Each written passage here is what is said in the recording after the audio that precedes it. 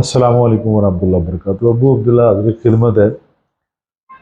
आज कुछ मैदा, अंतड़ियाँ और फैटी लीवर के मतलब तज़किरा होगा, तो इस वीडियो को ध्यान से सुनिएगा ताकि बहुत ज़्यादा फ़ायदा हो।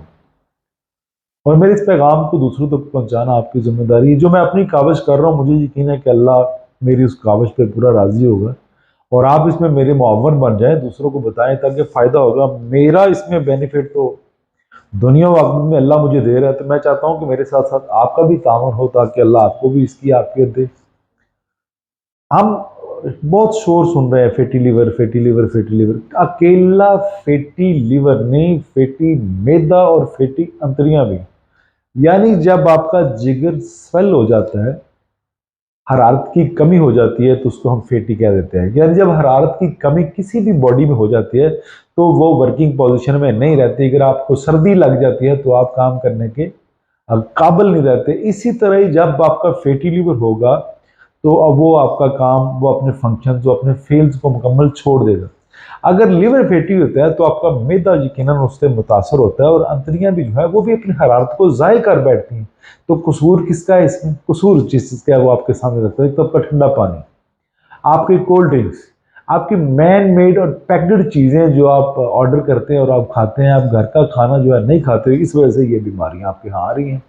अब क्या है कि हमें कहा जाता है कद्दू खाएं, घिया तोरी खाएं, टिंडे खाएं। रसूलुल्लाह सल्लल्लाहु अलैहि वसल्लम की सुन्नत है जी कद्दू, बेशक इससे इनकारी नहीं है।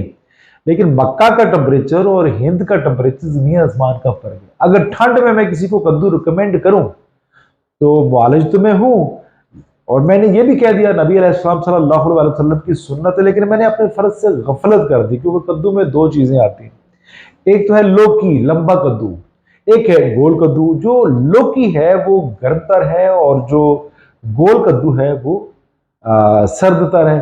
तो मैंने अगर किसी दमे वाले को, किसी गैंठिया वाले को, किसी नमूनिया वाले को, या कोई जिसके चेस्ट के इन्फेक्शन है या सदरी मामला है, मैं उसको कभी भी गोल कद्दू रिकमेंड नहीं करूंगा। ठंडी चीज तो मैं कभी रिकमेंड नहीं करूंगा। हमारे यहाँ ये कहा जाता था कि जो अबव 50 है या जिनके सांस के मसाइल हैं, उनको जी लस्सी ना दे। जिनके मसल स्टिफ, उनको लस्सी या दही ना दे, उनको ठंडा पानी। क्यों?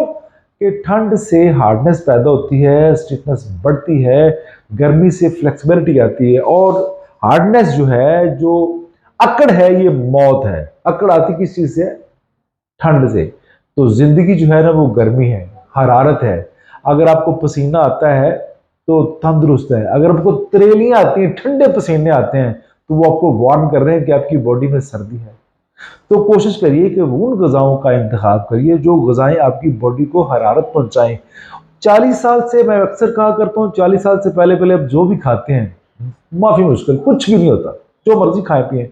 लेकिन अबव 40 आपको बड़ा ध्यान करके, तवज्जो करके खाना पड़ेगा। अगर आप तवज्जो नहीं करेंगे तो उसके नताइज फिर आपको भुगतना पड़ेंगे। आज मैं फैटी लिवर, कब्ज, स्टमक के इश्यूज, गैस, अफारा, बदहजमी, या आपका खाना सही तरह से हजम नहीं होता, या आपकी अंतड़ियां जो है वो मुख्तलिफ किस्म की आवाजें निकालती है, या खाने के बाद आपका पेट टाइट हो जाता है, तो उसके मतलब एक फार्मूला रखता हूँ, मुजर्रब है, हजारों मरीजों पे आजमाया। मैं हमेशा आपके सामने वो चीज रखता हूँ जो मुजर्रब होती है।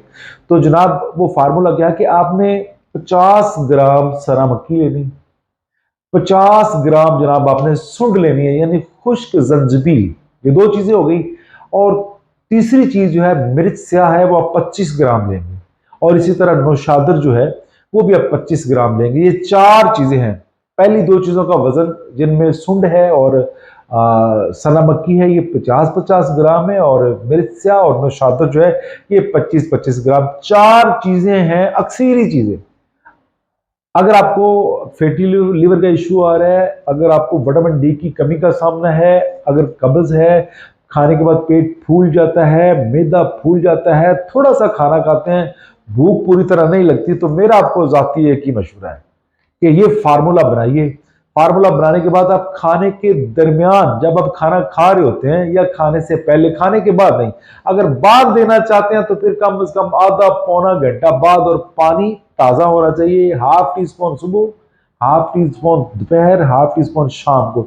ये 3 टाइम जो है ना, ये फार्मूला लीजिएगा, पहले दिन ही इंशाल्लाह अजाबत खुल के होगी, पेट साफ हो जाएगा। और जिनके पेट बढ़ रहे हैं, मटके की तरह बन रहे हैं, वो वजह अंतड़ियों की अगर स्वेलिंग है, आराम परस्त हैं आप, तो मेरे रब के हुक्म से इंशाल्लाह पेट भी जो है ना वो साफ शफाफ और पेट नीचे जाना शुरू हो जाएगा।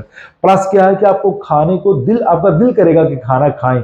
और अब जो बीमार है वो खाना खाते हैं तो डुकार शिकार नहीं आते, ये खाने की लज्जत नहीं आती। 2-3 दवाले लगाए, पेट भर गया, बस नहीं, ऐसा नहीं। आप खाना दबा के खाइए, ये फार्मूला दूसरों तक पहुंचाइए, ये नेकी का मामला है। और इसमें मोस्टली जो फार्मूला है, ये बाबा जी फरीदुद्दीन शक्करगंज रहमतुल्लाह अलैह का मामूल है। तो कोशिश करिए इस फार्मूले को आजमाइए, दूसरों को बताइए, बहुत ज्यादा फायदे वाली चीज है। पेट के यानी मैदा, अंतड़ियां, जिगर, इनके लिए ये अक्सरी वसफ रखने वाला फार्मूला है। मेरे कहने पे आजमाइए, दूसरों को बताइए, इंशाल्लाह बहुत फायदे वाली चीज है। बहुत शुक्रिया। अस्सलाम वालेकुम रहमतुल्लाह बरकातहू।